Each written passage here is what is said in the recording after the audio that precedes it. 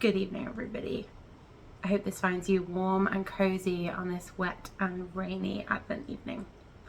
Welcome to Advent Book Nook, and for the next 3 weeks, I'm going to be sharing some beautiful children's literature for you to listen to at home. The first one that we're going to be listening to is one of my favorite Christmas children's books ever that I used to read as a kid. It's called Angus and the Christmas Present. So, let's begin.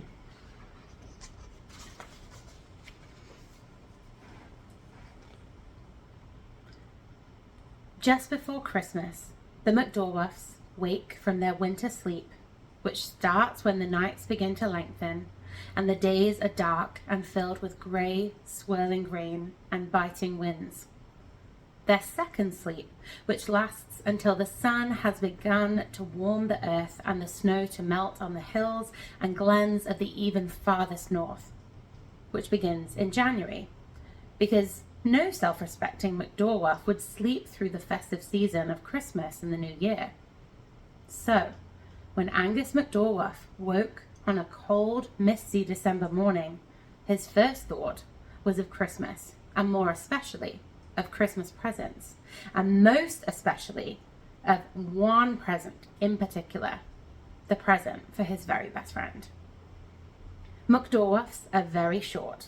They are also very fat on account of all of the porridge that they eat, and they live in small wooden post boxes that lie along the one road leading through the rocks and the mountains, the deep lochs, the rivers, streams, and forests of the even farthest north. Angus McDorwaff lived alone in his postbox house.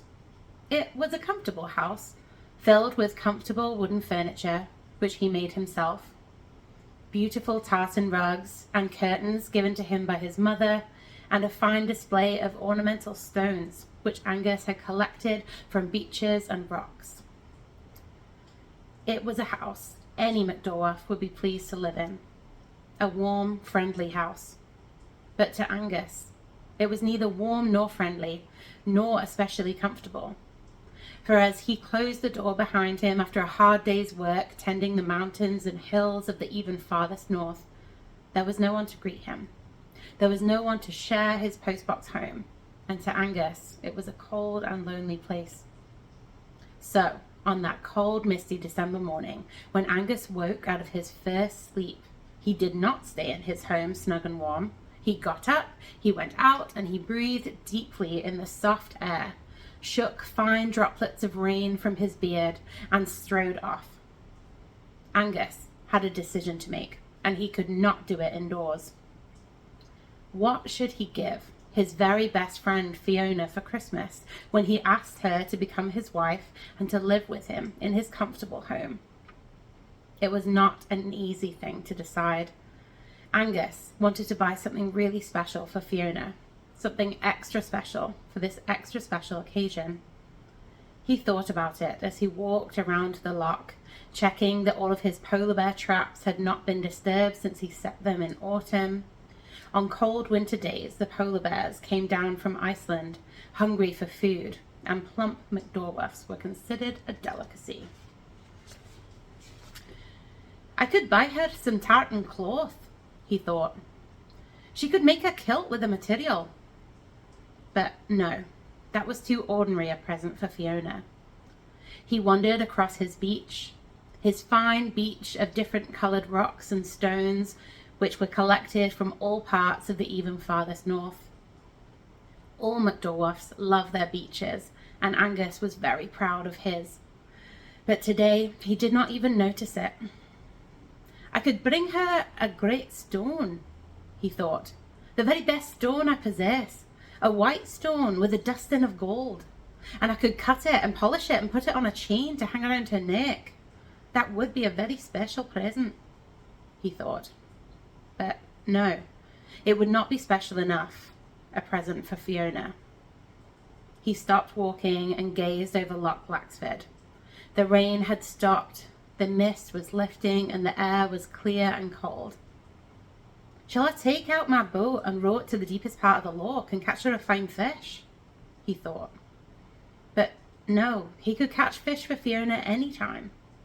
He walked over the mountains and hills that were his responsibility as rock herd, and as he tidied the gorse bushes with their thorny branches and swept up the dead heather and bracken, he thought of a comb for her hair or a shawl of finest wool for her shoulders. But no, those were ordinary, useful things, not good enough for Fiona. Angus climbed higher and higher up to the top of the mountain range called Foinavon, and he did not stop until he reached the very peak, which was hidden in cloud. Then he stopped, partly because he could no longer see up or down, for the fine mist had surrounded him by now, but partly because he had reached a decision. He decided to ask God for advice. The McDorwaffs often take their problems to God. "You see, God," Angus said, "it's Christmas soon, and as you know, I want to buy Fiona the very best present that I can, and ask her to marry me and share my post-box home. Only, I don't know what to get her." God listened to Angus. "I've thought of a length of cloth, or a comb for her hair, or a shawl for her shoulders. I thought of a stone from the beach. I thought of rowing out to the deepest part of the Loch Laxford and catching her the finest fish that I could ever find. But nothing seems right. What would you give her if you were me?" As he spoke, the cloud lifted, and Angus could see the evening setting behind the mountain called Foinavon, turning the peak a fiery red. "The sun! That would be a fine present," thought Angus. "A very fine present, but I would not give Fiona the sun because it might be a bit hot and she would burn her fingers." The sky arched blue above him, and there, faint and dim, shone the first star of the evening. Beside it, gently outlined, was the curve of the new moon. Angus watched the moon and the stars and thought how beautiful they were. "I've got it," he said out loud. "I'll give her the moon and the stars. I don't really know what she'll do with them, but I'll give them to her because they will be the very best present, and she's my very best friend. Look here, God," he said. "Can I have the moon and stars as a present for Fiona? I don't know what they cost, and I haven't much money, but you can have it all." And God listened and smiled and said nothing, for that was not God's way. The star of the evening glowed brighter and brighter and seemed so close that Angus felt as if he had to only put out his hand and jump a little way to pluck it out of the sky. So he put out his hand and he jumped a little way and fell, thud, thud, thud, right to the bottom of the mountain. Angus climbed out of the tangle of gorse bushes that had broken his fall. He was scratched and bruised and cross. "That was a bit unfair of you, God," he said as he turned away from the mountain and began to walk home. But the road twisted and turned in a way that Angus did not remember. It seemed to lead deeper into the hills instead of home to the loch. The sun sank and it grew dark, and the only light was coming from the moon was now waxing strong and white in the dark night. Angus stopped and scratched his beard. "There's only one road in the even farthest north," he said to himself, "and this is it, or rather, it isn't, because I've never come on this road before." Suddenly, a light pierced the dark, a pinpoint of light, golden and comforting. "There must be someone where that light is," Angus thought. "I'll go and ask for directions home." And he walked on into the hills. The light before him grew stronger and brighter, and God watched Angus walk towards the light. But he said nothing, for that was not God's way. The light came from a storm lamp, swinging outside a shepherd's hut. The door to the hut was closed, but it opened, and Angus approached, and an old McDorwaff with a long white beard stood before him. "You'll be wanting the package then," the old McDorwaff said, in a voice that was rusty with age. "Come inside." "What package?" asked Angus. The old McDorwaff stared at him. "The moon and stars, of course," he said. The old McDorwaff moved away, and Angus could hear him muttering and fumbling in the dark. After a bit, he returned, carrying a large bundle wrapped in paper. Here you are. He put the bundle into Angus's hand. Mind, they're a bit heavy. Angus began to tear open the package, but the old McDwarf stopped him. I wouldn't unwrap them until you're home, he said. It's safer that way. Safer?